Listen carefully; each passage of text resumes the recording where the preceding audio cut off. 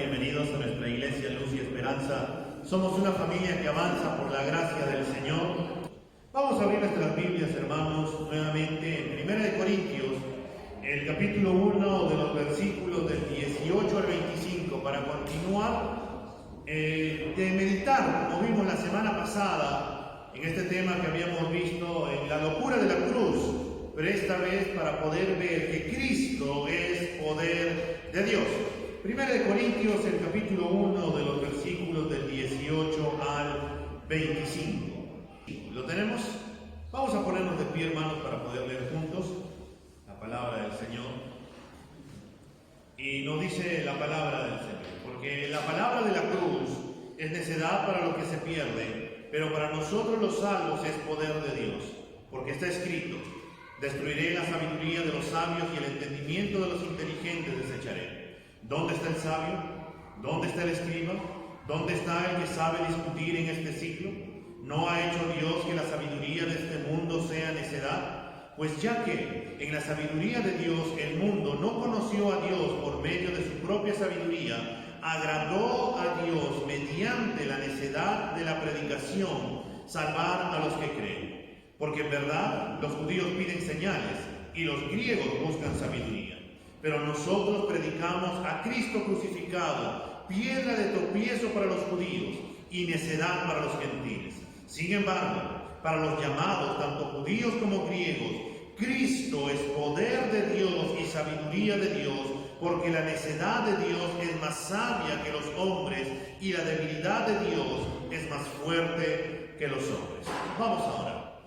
Padre, en esta mañana nos presentamos nuevamente delante de tu presencia, Señor, dándote gracias porque nos permites poder estar juntos en esta mañana para poder meditar en tu palabra, para poder, Señor, que tú nos hables, que tú nos guíes, que tú nos ministres, que tú nos ayudes, Señor, a recordar y afirmar, Señor, nuestros pasos en ti. Bendito Dios, glorifica tu nombre en nuestras vidas en esta mañana. Glorifica tu nombre, Señor, en tu palabra que va a ser predicada en esta mañana, Señor, y háblanos tú por medio de ella. Te la pedimos, Señor, en el nombre de Cristo Jesús. Amén y amén. Podemos sentarnos, hermanos.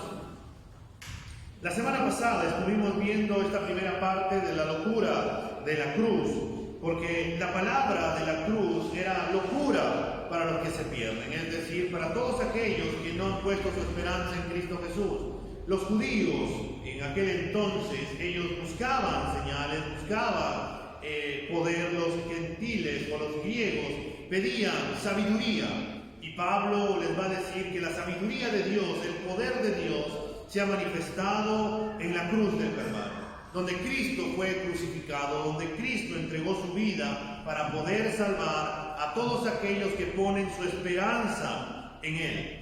Y por eso nos dice el versículo 21, pues ya que en la sabiduría de Dios el mundo no conoció a Dios por medio de su propia sabiduría, agradó a Dios mediante la necedad o la locura de la predicación salvar a los que creen. Y esta es la predicación que se ha venido haciendo durante todo el tiempo desde que el Señor ascendió a los cielos, acerca del Cristo crucificado, acerca de que Cristo entregó su vida en la cruz por nosotros, de que Cristo dio y se ofreció como un sacrificio perfecto para que todos aquellos que pongan y depositen su fe en Él puedan ser salvos, puedan tener esperanza, puedan tener vida eterna, puedan tener una paz que sobrepasa todo entendimiento, un gozo que este mundo no nos puede dar, y poder tener la seguridad de que Cristo está con nosotros todos los días hasta el fin del mundo, y que nada ni nadie nos puede separar de su amor en Cristo Jesús. Hoy día vamos a ver esta segunda parte, acerca del versículo 22 al 25, donde vamos a poder ver que Cristo es poder y sabiduría de Dios. Y por eso, en primer lugar, vamos a ver en esta mañana que nosotros predicamos a Cristo crucificado. Pablo había hablado en términos un poco generales en los versículos del 18 hasta el 21, para poder referirse a las personas que creen y no creen, a las que son salvas y las que no son salvas. Y las que son salvas es por el poder de Dios, por la locura de la predicación de la cruz. En otras palabras, hay dos grupos: los que se pierden y van al infierno, y los que creen y han sido salvos por el poder de Dios y tienen vida y vida eterna con Cristo por toda la eternidad. Pero ahora Pablo se va a referir de una manera más específica acerca de estos dos grupos, de los cuales les va a escribir que son los judíos y también los griegos. El versículo 22 nos va a decir de este capítulo 1 de Primera de Corintios: porque en verdad los judíos piden señales y los griegos buscan sabiduría. Vayámonos por un momento a Mateo capítulo 12, el versículo 38 y 39, para poder ver que en el tiempo del Señor Jesús, los judíos ya exigían señales, ya pedían señales ellos. Mateo capítulo 12, del versículo 38 y 39. Mateo capítulo 12, el versículo 38 y 39 nos dirá: entonces algunos de los escribas y fariseos dijeron a Jesús: Maestro, queremos ver una señal de parte tuya. Pero él respondió: una generación perversa y adúltera demanda señal, y ninguna señal se le dará, sino la señal de Jonás, el profeta. Los judíos esperaban un Salvador que los pueda librar de la opresión de los romanos. Los judíos habían sido oprimidos por largos periodos, por distintos, vamos a decir, hombres romanos, griegos, entre otros, y ahora ellos esperaban a lo largo de muchísimos años, por medio de los profetas, ellos querían ver a un Mesías poderoso, ellos querían ver a un Mesías libertador, ellos querían ver que este Mesías hiciera milagros, como cuando el Señor los libertó de aquella opresión que ellos tenían en Egipto, y como el Señor con mano poderosa, por mano de Moisés, los había sacado. Ellos querían ver cómo el mar se abría en dos y podían cruzar por el medio, y demandaban señal. Ellos querían tener una señal, querían ver a un Mesías poderoso, querían ver ser liberados por medio de esta opresión que tenían por medio de los romanos en ese momento. Pero el Señor les dirá que no les dará una señal. Hay un comentarista que se llama Gordon Fee, que dirá acerca de lo que ellos estaban pensando o diciendo. Su idolatría de ellos, los judíos, consistía en que ahora ya tenían a Dios bien calculado. Lo que Él iba a hacer era simplemente repetir el Éxodo como un esplendor aún mayor. En otras palabras, los judíos ya tenían cuadriculado a Dios y habían dicho: Dios va a actuar de esta manera, lo va a hacer así y asá, y lo hará de la misma manera como lo hizo en el Éxodo. Cuando tenemos un Dios que sobrepasa todo, no podemos cuadricular a Dios. Si alguno dice Dios va a actuar de esta manera, Dios nos dice todo lo contrario, actúa de una manera que nosotros no podemos imaginar. Si estamos esperando una respuesta de esta manera, al final el Señor termina orando de otra manera y nos termina sorprendiendo. Es por eso que para los judíos en ese entonces la predicación de un Mesías crucificado era una contradicción de términos, porque la crucifixión era una señal de un hombre maldito, y ellos no podían ni querían aceptar a un Mesías maldito. No podían ver que de hecho estaban bajo una maldición por no haber cumplido la ley. Ellos no se daban cuenta de que como no habían cumplido la ley, entonces ellos eran los malditos y por tanto necesitaban que venga un libertador a poder redimirlos de esta maldición en la cual ellos mismos se encontraban, como Pablo nos dirá en Gálatas 3:10. Es por eso que Cristo tuvo que asumir y cargar no solamente la maldición de los judíos, sino también nuestra maldición, porque ninguno de nosotros puede cumplir la ley. ¿O acá habrá alguno que puede cumplir la ley? Ninguno. Nadie puede cumplir la ley. Porque si uno dice, no, yo la voy a cumplir, dice, yo voy a empezar a cumplir la ley, no voy a tomar el nombre del Señor en vano, yo no voy a codiciar, y tal vez por ahí mentimos y ya pecamos. Tal vez por ahí dices, no, ya está bien, ya no voy a mentir, ahora voy a ser obediente a mis padres, voy a honrar a mis padres, y por ahí tal vez pecamos en ello y hemos perdido. Y como Pablo dirá, si alguno transgrede solamente una ley, simplemente ya no puede cumplirla y por ende es una persona maldita. Y por eso Cristo tomó nuestro lugar. Él cargó con toda esa maldición que nosotros teníamos. Y como nos diría 2 Corintios 5:21, por causa de que Él, por causa de nosotros, el Señor cargó con nuestros pecados para que nosotros seamos ahora bendición de Dios en Cristo Jesús. Ellos querían ser salvos, pero por algo que encajara con sus ideas. Ellos querían un Salvador de acuerdo a lo que ellos querían. Ellos querían algo respetable por la obediencia de la ley, por la sumisión a las ordenanzas del pacto, no por algo tan radical como involucraba la cruz.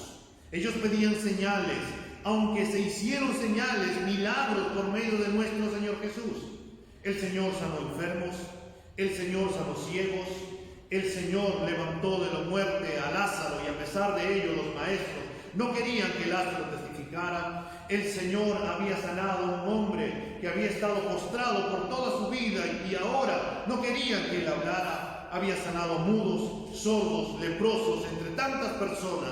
Pero a pesar de todos los milagros que el Señor había hecho, este Dios no encajaba con sus ideas. Ellos querían un Dios de acuerdo a lo que ellos creían. Ellos querían un Dios de acuerdo a su forma de pensar. Por eso ellos seguían pidiendo y exigiendo señales para poder creer en Dios. El problema de fondo, hermanos, es que manifestaban lo contrario, que es no creer a lo que Dios dice en su palabra, y ellos necesitaban más señales o cosas para actuar en fe. Hoy en día, también en este tiempo, aunque no podríamos señalar directamente a los judíos, muchísimas personas buscan un Dios que esté de acuerdo a sus ideas. Buscan un Dios de acuerdo a lo que ellos creen o piensan.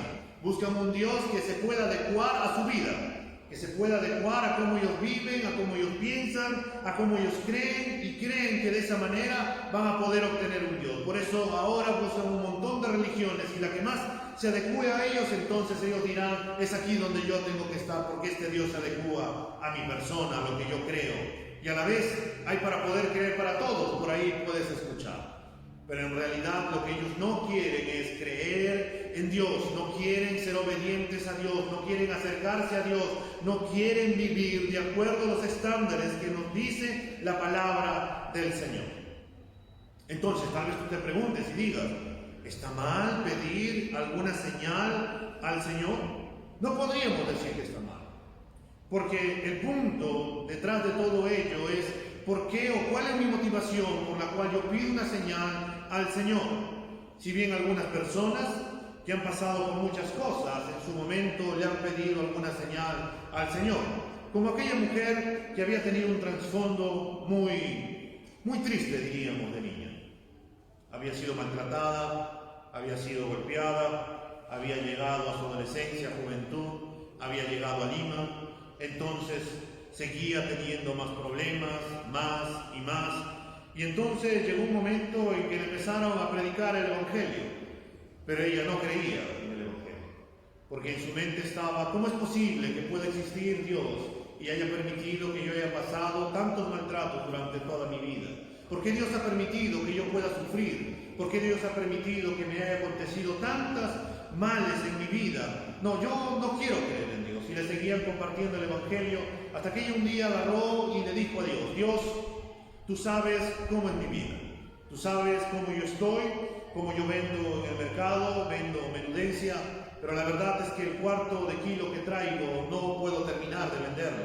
Así que, Señor, yo te voy a pedir una señal.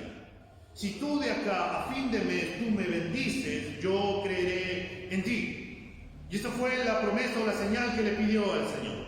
Pasaron los días, entonces ella se dio cuenta, o tal vez no se dio cuenta, de que el cuarto que vendía, al final lo terminó antes del mediodía.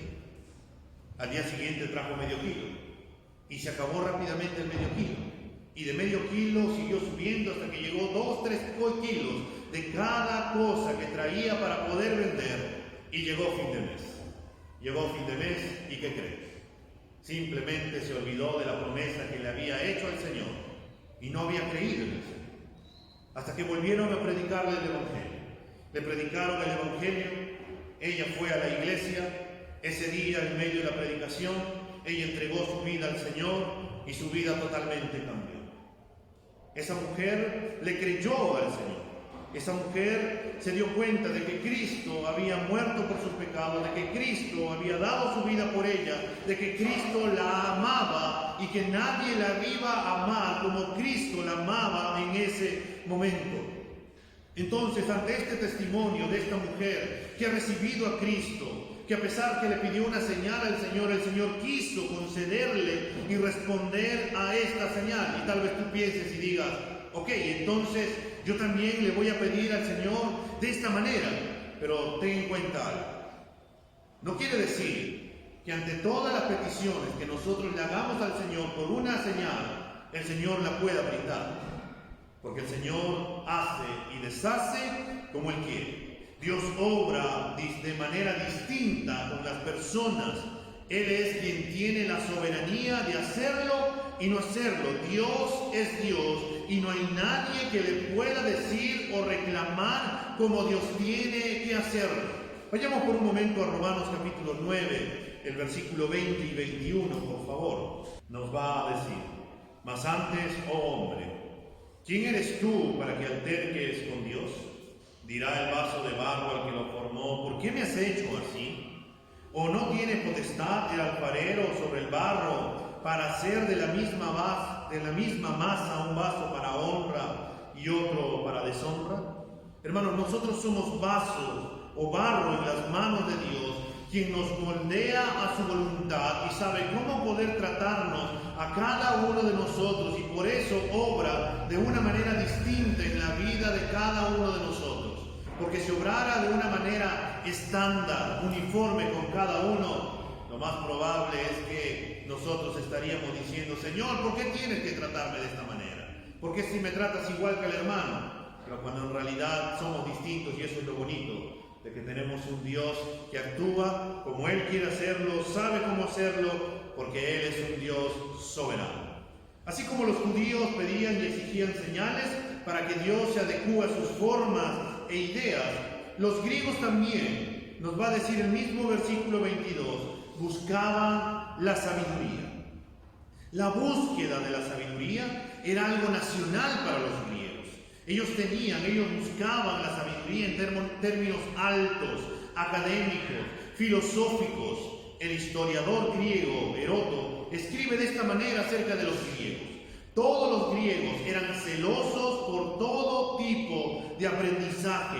Mientras más ellos se esforzaban por buscar la sabiduría, parecería que más se alejaban de esta sabiduría, ya que mientras más buscaban el origen de las cosas, mientras más buscaban la excelencia del saber, empezaron a despreciar la sabiduría, el poder de Dios expresado en la cruz del Calvario. Porque para ellos les parecía locura, para ellos les parecía algo necio, les parecía algo loco, algo sacado de cuadro. Porque ¿cómo es posible que ser salvado por un judío crucificado era para los griegos un pensamiento más allá de la aceptación? Para ellos la salvación debe llegar a través de los griegos, a través de las ideas griegas y a través de la sabiduría, no a través de algo tan vulgar como un autoproclamado profeta judío, o peor aún, un autoproclamado Dios muriendo como un esclavo común, como un rebelde en una cruz. Tal pensamiento era absurdo para ellos. A ellos les parecía locura, a ellos les parecía necedad.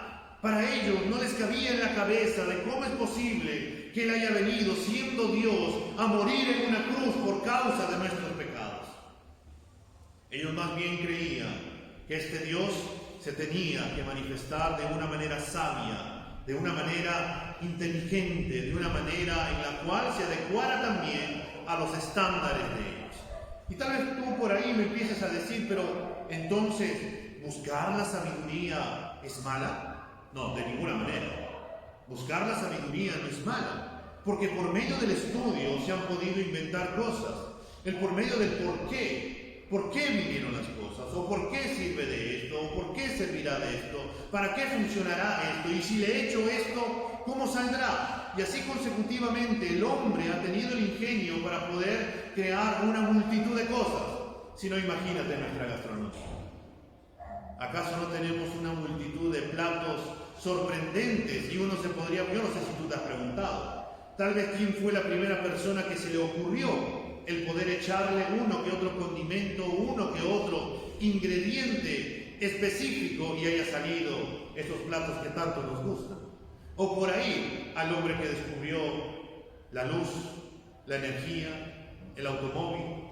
Fueron gente pensante, gente que también estuvo pensando en las enfermedades y han salido los remedios, las vacunas que podemos tener. Eso ha sido la sabiduría, la inteligencia que los ha llevado. ¿Y quién ha dotado al hombre de inteligencia y sabiduría? Dios. La sabiduría en sí no es mala. Lo malo era para estos hombres que la sabiduría que ellos trataban de llegar era contrario a la sabiduría de Dios. Ellos estaban rechazando la sabiduría de Dios que se reflejaba en la cruz, porque no les parecía razonable que Dios mismo viniera a morir en la cruz y de esta manera poder salvar a la humanidad, poder conceder el arrepentimiento de pecado en la gracia del Señor. Aunque para estos dos grupos el Evangelio, hermanos, era algo ridículo, era algo necio, era algo loco, pero para nosotros, hermanos, es poder de Dios. Para nosotros es sabiduría de Dios.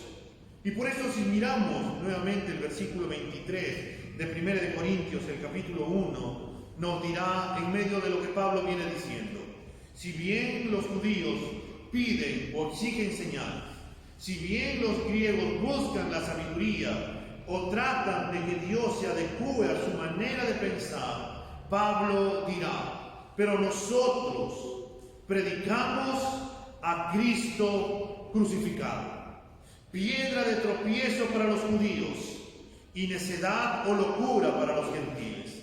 Nosotros predicamos a Cristo crucificado. No predicamos a gusto del cliente, sino que predicamos la locura de la cruz, el poder de Dios manifestado en la cruz, en el sacrificio perfecto de Jesucristo, que no solo se quedó en la cruz, sino que fue sepultado y que resucitó el tercer día, que ascendió a los cielos y que volverá otra vez. Nosotros predicamos al Cristo, nosotros predicamos al Mesías, al prometido por Dios por medio de los profetas, al Redentor, al Salvador, al poderoso, al victorioso, este Cristo crucificado.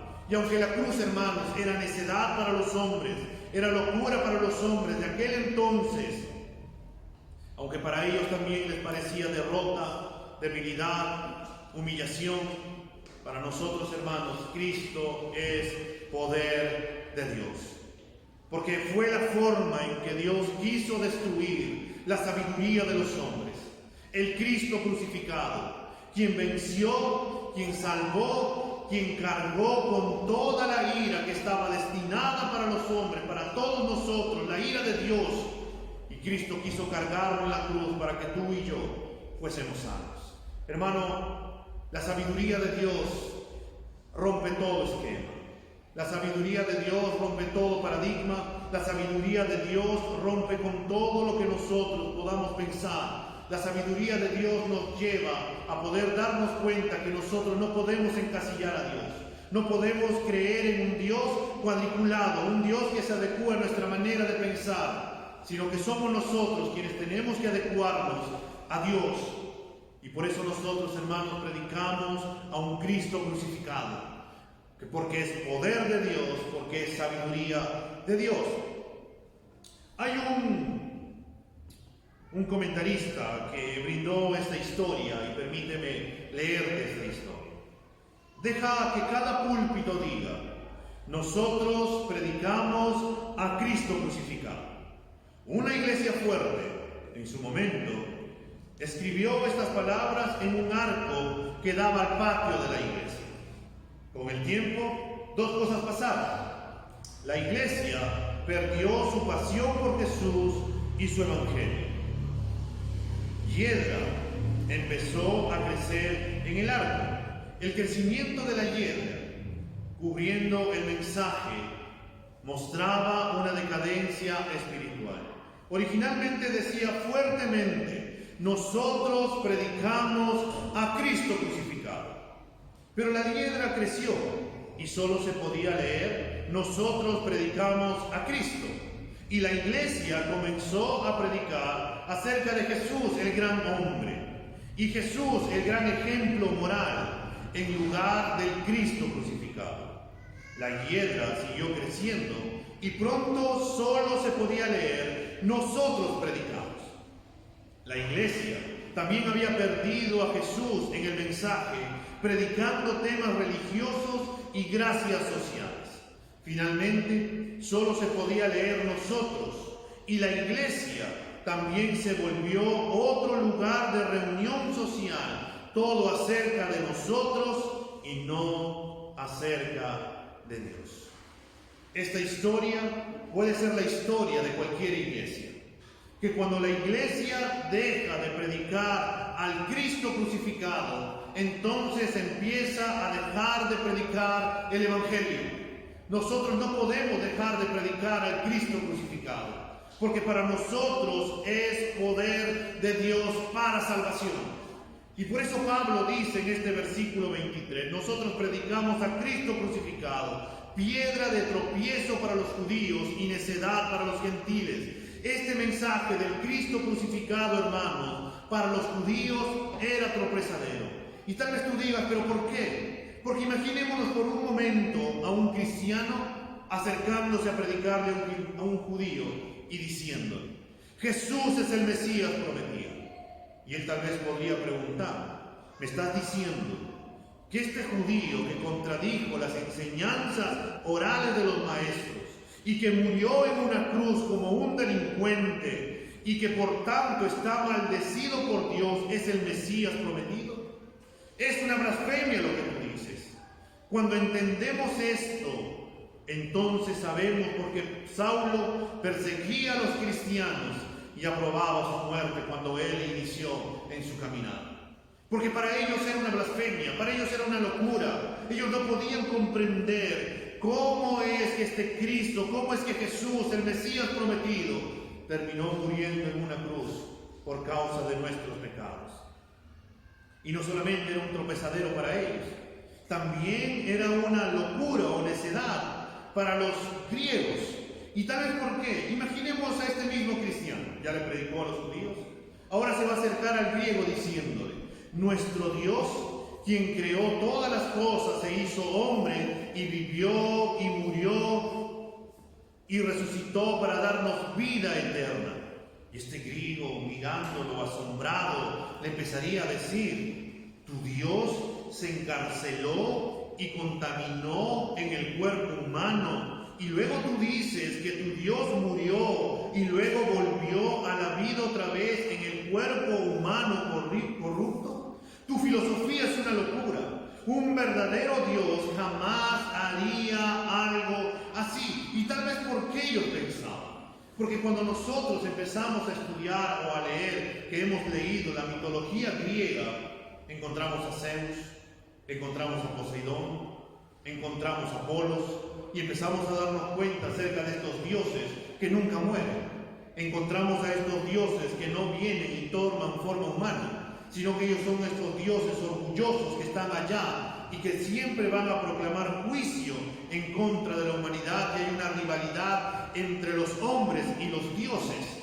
Y ellos no podían comprender. ¿Por qué? Porque la filosofía platónica empezaba a decir que este cuerpo es un cuerpo corrupto y que Dios era como un eón, que al final era la sabiduría, y este Dios no podía entrar en el cuerpo de pecado. Y por eso es que ellos no entendían cómo es que Cristo se encarnó, cómo es que Cristo tomó forma de hombre. Y por ello decían: no, Cristo no tomó forma de hombre.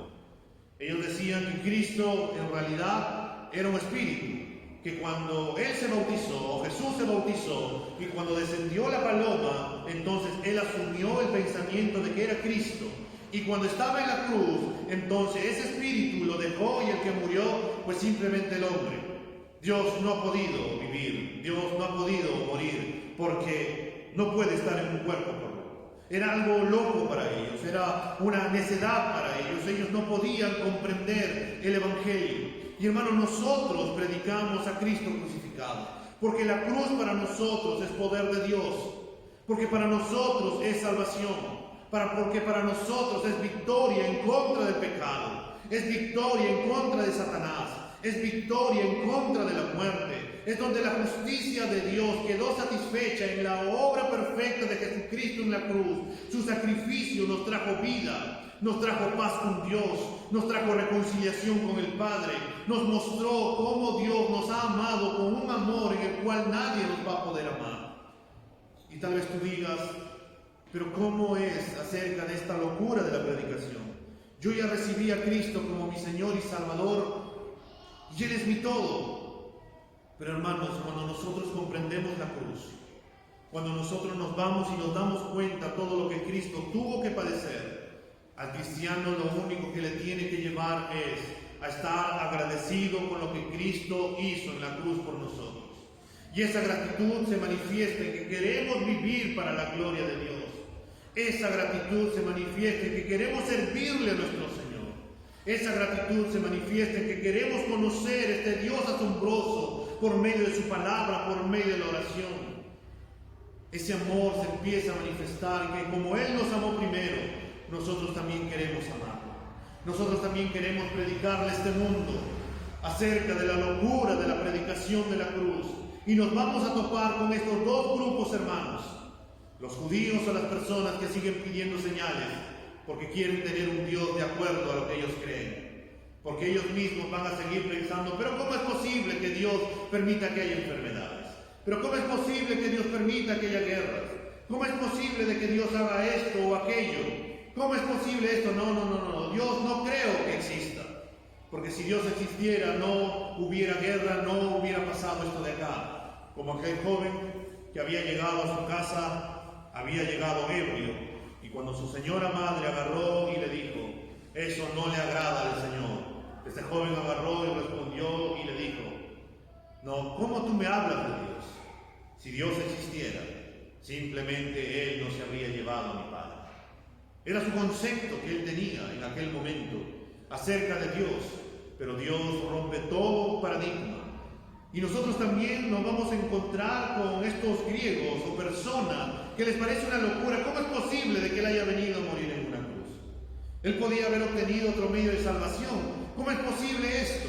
Y van a tratar de filosofar, van a tratar de preguntarse, van a tratar de argumentar, pero mientras más ellos se pregunten, mientras más investiguen acerca de la resurrección, nos vamos a topar con hombres que al final, que fueron antes ateos, al final vinieron a los pies de Cristo porque empezaron a darse cuenta de que la resurrección fue un hecho concreto, se dieron cuenta de que solamente Dios, en Dios hay poder, y por medio de la cruz es que uno puede obtener vida y vida en abundancia.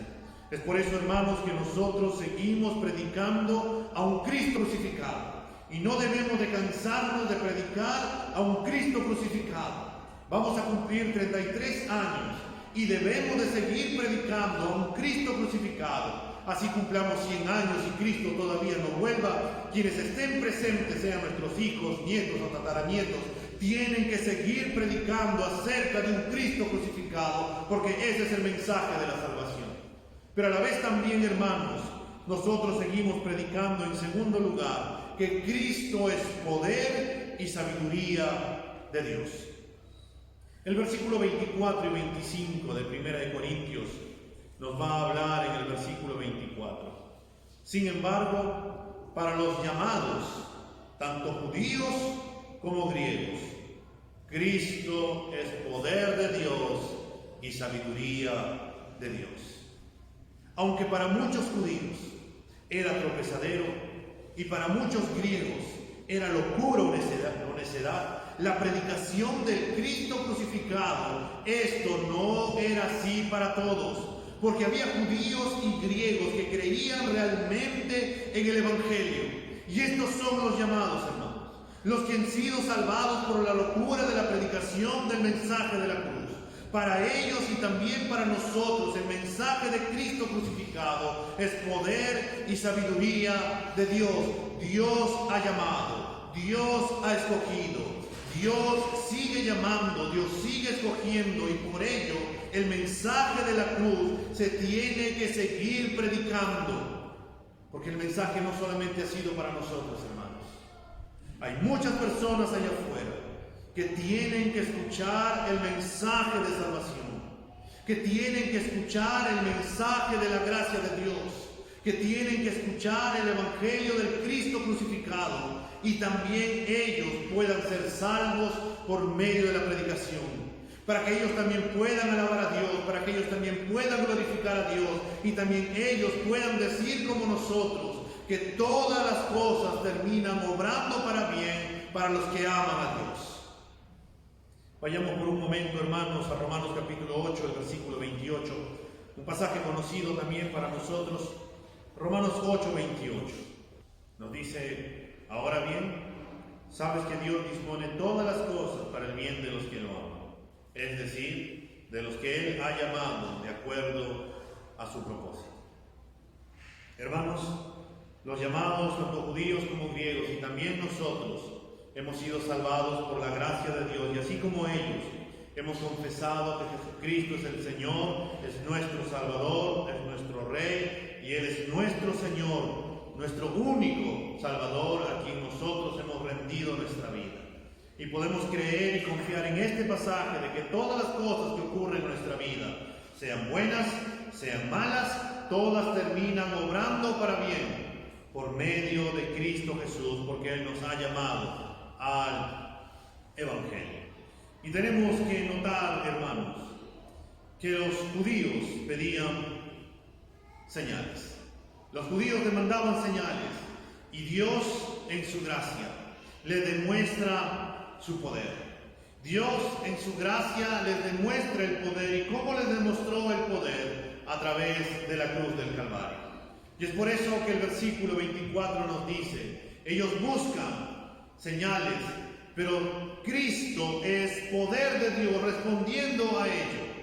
Luego nos dice que para los griegos es locura o necedad, porque ellos buscan la sabiduría, pero la cruz es sabiduría de Dios. Por eso Cristo es poder y sabiduría de Dios, yendo en contra de ese pensamiento que tuvieron los judíos y que también tuvieron los griegos en su momento. Hoy en este tiempo, hermanos, vamos a seguir topándonos con esas personas que nos dirán que si Dios les demuestra su poder, que si baja del cielo, que si le cumple lo que piden, entonces ellos van a querer creer. Y si Dios hace su voluntad, entonces ellos van a querer. Pero hermano, Dios siempre no obra como ellos quieren. A veces el Señor puede hacerlo, a veces como el Señor también no lo puede hacer, porque Dios es soberano. Hay muchas maneras, hermanos, como los griegos, que van a tratar de buscar, van a tratar de estar satisfechos, o buscarán estar satisfechos con la respuesta que nosotros les podamos brindar ante las preguntas fundamentales del Evangelio. Y tal vez te has topado con alguno de ellos, y tal vez no quedan satisfechos con ello, y tratan y siguen tratando de poder entender el Evangelio. Incluso dicen: no, eso no satisface mis expectativas intelectuales, porque el Evangelio le sigue pareciendo algo loco, le sigue pareciendo algo necio, algo que no cabe en su cabeza, y por eso ellos terminan desechando. Pero tenemos que también entender que a pesar de que puedan desecharlo, que a pesar de que puedan pedir señales, nosotros debemos de seguir predicando el Evangelio. ¿Por qué? Porque quien da la salvación no somos nosotros. Quien da la salvación es Dios. Pero a veces, hermanos, nosotros actuamos como Dios. Y tal vez tú me digas: pero ¿cómo es que nosotros actuamos como Dios? Porque nosotros empezamos a emitir juicio contra algunas personas. Empezamos a decir: ese hombre o esa mujer nunca más va a cambiar. Ya le prediqué el Evangelio, ya no quiere escuchar, simplemente ya no. Dejamos de orar, dejamos de predicarle, pensando que ya no va a encontrar salvación. Pero tal vez pasados los años nos podamos dar cuenta de que reescuchó el Evangelio por otra persona, que pudo creer y que siguió orando y confiando. Yo ya te he contado anteriormente que cuando mi vida, cuando mi persona estaba alejado del Señor, el que estaba orando por mí era mi padrastro. Él, un hombre no tan docto en las Escrituras, pero un hombre que oraba todos los días. Mi madre, una mujer piadosa en la fe, una mujer que servía con todas sus fuerzas, una mujer que estaba bien metida dentro de la iglesia. Pero mientras ella oraba por su hijo, y mientras su hijo se iba alejando cada vez más y más y más y más del Señor, llegó un día, aunque ella dijo, este hombre ya no tiene solución. Pero cuando escuchaba a mi padrastro que seguía orando por mi persona, mi mamá un día le increpó, ¿por qué sigues orando por él si ya no tiene solución? Hasta que él agarró y le dijo, es posible que Dios pueda tener misericordia y que pueda venir al Evangelio. Tuvieron que pasar 8 años, donde el Señor respondió a la oración de mi padrastro y el Señor me trajo nuevamente con esos lazos de amor y pude venir al Evangelio. A veces somos como mi madre, emitimos juicio, emitimos como si fuéramos Dios, que no hay solución, pero tenemos que ser como mi padrastro, un hombre que puede creer, un hombre que puede estar siguiendo, teniendo fe de que el que hace la obra hasta el último día de nuestra vida es Dios, y Dios puede salvar a nuestros familiares que todavía están perdidos. Hermanos, Jesucristo tiene poder y sabiduría en abundancia. De hecho, Él es a través de quien se revela la plenitud del propio poder y sabiduría de Dios. Que su poder se revela a través de su obra salvadora, a través de su muerte y resurrección, y sus resultados en la vida de los hombres, es decir, en nosotros, y su sabiduría a través de la eficacia de la obra para poder salvar a todos los que creen. Es por eso, hermanos, que Cristo es la fuente de todo poder verdadero, de que Cristo es la fuente de toda sabiduría verdadera, especialmente del poder salvador y la sabiduría salvadora. Y por eso en el versículo 25, para poder ir terminando, hermanos, en esta mañana, nos dirá, porque la necedad de Dios o la locura de Dios es más sabia que los hombres, y la debilidad de Dios es más fuerte que los hombres. Este versículo nos habla de un interesante contraste que Pablo elabora como una especie de ironía sobre los corintios. Nos dice que lo que los hombres consideran como lo más insensato o necedad de Dios, finalmente es más sabio que todos los hombres. Y lo que los hombres consideran lo más débil de Dios, finalmente es lo más fuerte de todos los hombres. Los corintios habían llegado a considerar el mensaje del Evangelio como algo insensato, algo débil, pero paradójicamente esto que ellos veían, así era lo más sabio y lo más fuerte, el poder de Dios manifestado en el Evangelio. Por ello, hermano, en el Evangelio, hermanos, el mayor es el que sirve, no el que tiene el poder. En el Evangelio los primeros serán los últimos y los últimos primeros. En el Evangelio el poder se perfecciona, el poder de Dios se perfecciona en la debilidad de los hombres. En el Evangelio el humillarse nos lleva a la exaltación y la exaltación a la humillación. En el Evangelio es totalmente contrario a lo que el mundo pueda pensar o que pueda decir. En el mundo se manifiesta en el orgullo. Cuando te dicen, si alguien te ofende, no, él tiene que venir a pedirme perdón, porque yo no voy a ir a pedirle perdón. Pero el Evangelio nos dice, ve tú y haz las paces con tu hermano. El Evangelio nos dice, donde la mujer se tiene que someter al esposo, y para el mundo ahora nos dice que en realidad la mujer se tiene que terminar empoderando, pero el Evangelio es todo lo contrario. El Evangelio nos dice que el hombre tiene que amar a su esposa, pero el mundo nos vende una idea totalmente contraria y nos dice que el hombre es un macho alfa, donde no llora, donde tiene que manifestar su poder, cuando en realidad el Evangelio nos muestra que el hombre se sacrifica, ama, guarda a su esposa, la cuida como vaso frágil, porque sabe que Dios la ha entregado por gracia y la tiene que cuidar. El Evangelio rompe todos los esquemas y paradigmas de este mundo, porque es lo sabio de Dios, es la sabiduría de Dios, es poder de Dios. Y es por eso que nosotros caminamos en el Evangelio y por eso nosotros podemos confiar en la palabra del Señor, porque es poder de Dios y sabiduría de Dios que viene en Cristo Jesús. En el Evangelio, hermanos, Dios es soberano, Dios es santo, Dios es bueno. Y por eso, hermanos, se hizo hombre, Cristo, para que los hombres pecadores, finitos, con pecados y malos, pudieran tener salvación en Él. Porque, hermanos, si Cristo no hubiera venido en la cruz, hoy no estaríamos reunidos aquí. Hoy, en todas las iglesias, no estaríamos alabando y confesando y predicando el Evangelio, que es poder de Dios. Pero a Dios le plació aquello. A Dios le plació salvarte. A Dios le plació venir y morir en la cruz por ti. Aunque nosotros no lo merecíamos, Dios decidió salvarte. Es por ello, hermano, que nosotros tenemos que seguir predicando el Evangelio.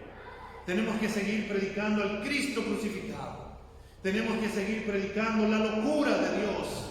Tenemos que seguir predicando el poder y la sabiduría de Dios.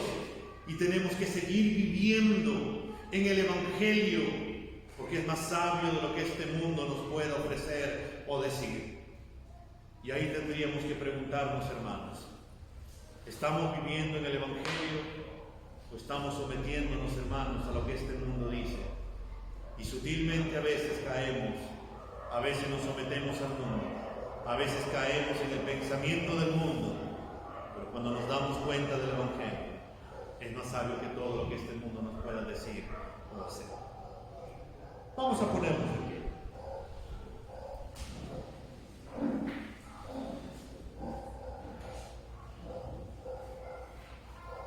El apóstol Pablo,